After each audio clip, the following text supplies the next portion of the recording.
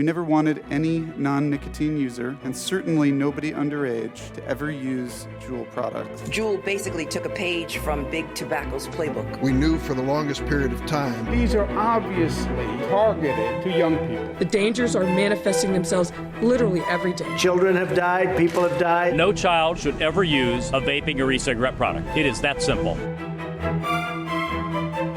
Juul and the e-cigarette industry went from viral status to having an identity crisis in just a few years, becoming an issue even within the White House, where the administration is internally at odds about how to fix it. So, how exactly did we get here? In those days, in the early 2010s, electronic cigarettes were not yet viral amongst young people. And at that point, there wasn't the awareness that vaping could actually be a very dangerous thing to do. Juul came on the market in 2015.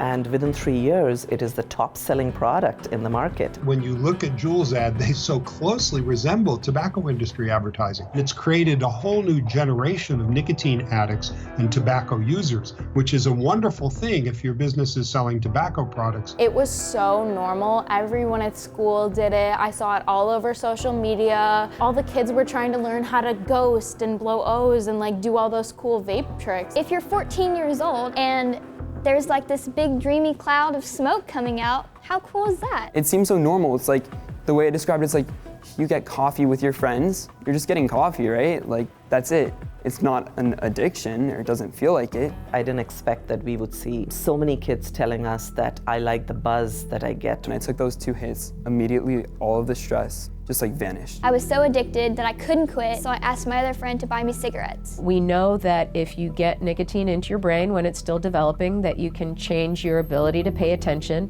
We may find that that is more or less likely from vaped nicotine than it is from tobacco. Nicotine can cause damage to your genetic material. Young people have a longer life to live, but what we are concerned is that the young people think e-cigarette is safer. Nicotine addiction is almost uniquely a teenage phenomenon. That's why addiction is such a good business model, because once your kids have got addicted, they buy your Juul pods over and over again. And that's why Juul was so attractive to Altria, the big tobacco company that makes Marlboro in America. Altria's $12.8 billion investment in Juul quickly spiraled as use among teens skyrocketed, as did the health concerns. There is no doubt that Juul, the largest e-cigarette company, has caused this addiction. The science, I would say, has not kept up with the market growth of this product, and we haven't been able to because these products have expanded and grown at such a high rate. For the first time, federal officials have identified vitamin E acetate as a possible cause of the deadly outbreak. It was remarkable how soon we saw that vaping could result in lung disease from these other chemicals. It's not the nicotine itself that's causing people to die. Philip Morris International, Altria, and Juul have reciprocal agreements. These 3 companies, with many brother and sisterly agreements, are seeking to dominate the world when it comes to traditional smoking products and also emerging smoking products. Big Tobacco has survived regulatory scrutiny before. I think it was a clear signal to that industry as well as to the American people that we are responsive to the need for change in this area. So, can e-cigarettes do the same?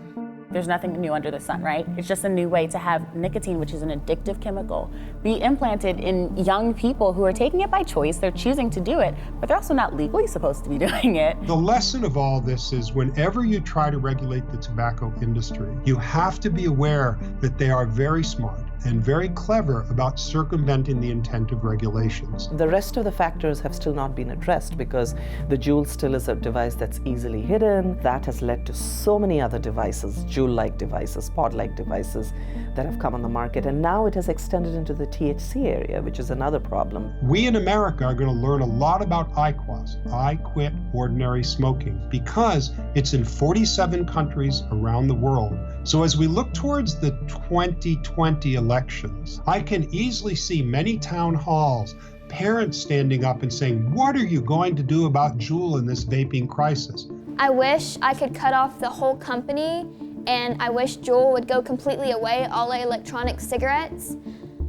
But the chances of that happening is little to none. Unfortunately, if you just ban nicotine flavors, there's a post-market way to escape that. So actually smart legislation will not only ban nicotine and flavor, but will ban the sale of unflavored nicotine as well.